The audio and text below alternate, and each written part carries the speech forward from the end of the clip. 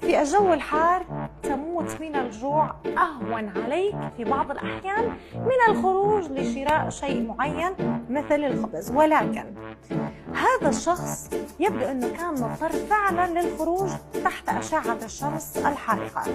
رجل في العراق وتحديدا في البصرة لفت الأنظار بطريقة تعبيره عن انزعاجه من الأجواء الحارة، وظهر في فيديو أثناء عودته لمنزله بعد شراء الخبز وهو في حالة تذمر شديدة.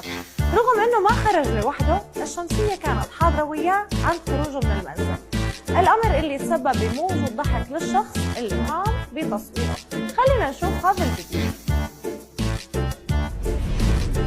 انتم شايفين اهل البصره من يطلعون الظهر لو لا؟